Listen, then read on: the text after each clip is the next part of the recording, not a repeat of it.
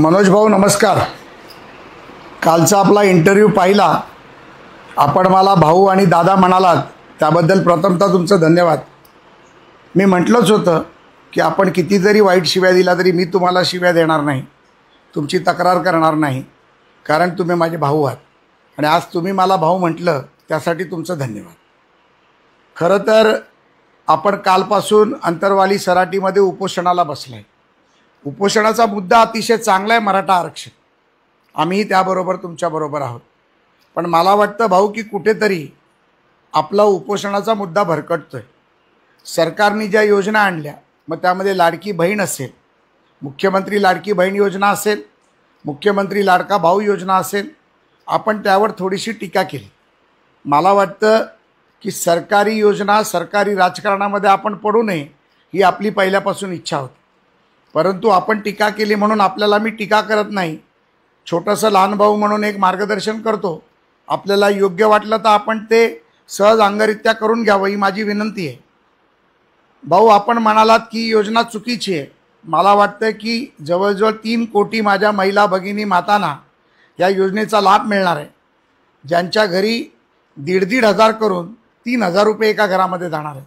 आपण मराठवाड्यात आहात, आम्ही तर शहरात राहतो, आम्हाला गावची बाब जास्त माहिती नसते, परंतु जे काय आम्हाला मामाचं गाव म्हणून कळलं त्यामध्ये एका गावच्या महिलेच्या घरी जर 3,000 रुपये गेले तर तिचा अख्खा महिना हा तिच्या लेकरा बाळांबरोबर, त्यांच्या शिक्षणाबरोबर, तिच्या वैयक्तिक खर्चाबरोबर, घरच्या अन्नधान्याबरोबर खूप सुंदर सुखी जाऊ शकतो।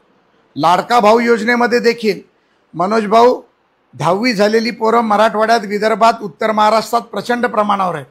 त्यांना जर 6,000 रुपये प्रति महिना मिळाले तर मला वाटतं की त्यांच्या शिक्षणाची पुढची सोय आणि काहीतरी रोजंदारी करण्यासाठी व्यवसाय हा त्यांना निश्चित मिळू शकतो। 12वी पासला 8,000 रुपये आणि ग्रॅज्युएट किंवा तत्सम डिग्री घेतलेल्या व्यक्तीला 10,000 रुपये। आपण पहा, आपण खरं तर सरकारचं अभिनंदन केलं पाहिजे। माननीय मुख्यमंत्री एकनाथरावजी शिंदे असतील, देवेंद्र फडणवीस असतील, अजित पवार असतील, या महायुतीचं सरकार असेल आणि या महायुतीचा समन्वयक म्हणून मी आपल्याला विनंती करतो, खरं या योजनेची प्रसार आणि प्रचार आपण केला पाहिजे। समाजामध्ये गरिबी आहे, 4 करोड मराठा समाजापैकी 3 करोडहून अधिक मराठा समाज हा गरीब आहे। जर त्यांच्या घरात जर अशा प्रकारचे 8 आणि 10,000 रुपये जर जाऊ लागले तर मला वाटतं निश्चितपणे समाजाला ताकद आणि बळ देण्याचं काम होईल। परंतु आपल्याला भटकायचं नाही, यापासून आरक्षण मिळालंच पाहिजे आणि त्यासाठी तुम्ही लढलंच पाहिजे। मला वाटतं की तुम्ही थोडंसं राजकारणापासून अलिप्त राहिलं पाहिजे। आपण म्हणता की प्रसाद लाड, प्रवीण दरेकर राजकारण करतात, मी म्हणतो आम्ही राजकारण करत नाही, आम्ही राजकारणच करतो आणि आमचा तो राजकारण हा पिंड आहे, पण समाजकारण हे आमचं ध्येय आहे। तुम्ही समाजकारणापासून राजकारणापर्यंत जाऊ नका आणि जर खरंच तुम्हाला राजकारणात यायचं असेल तर मी स्वतः आमदारकीचा राजीनामा द्यायला तयार आहे आणि माझ्या जागी तुम्हाला निवडून आणायला तयार आहे। सभागृहात या, सभागृहात चर्चा करा, नाही तर मला चर्चेला बोलवा म्हणून पुन्हा तुम्हाला एकदा आवाहन करतो। भाऊ माझी विनंती तुम्ही मान्य करा, एकदा तरी मला चर्चेला बोलवा आणि नाहीतर राजकारणात येण्याचा निर्णय घ्या। मी आणि प्रवीण दरेकर राजीनामा देतो, आपण आपले सहकारी सभागृहात या आणि निश्चितपणे आपला मुद्दा ठामपणे सभागृहात मांडा। आम्ही तुम्हाला मैदानात साथ द्यायला तयार आहोत।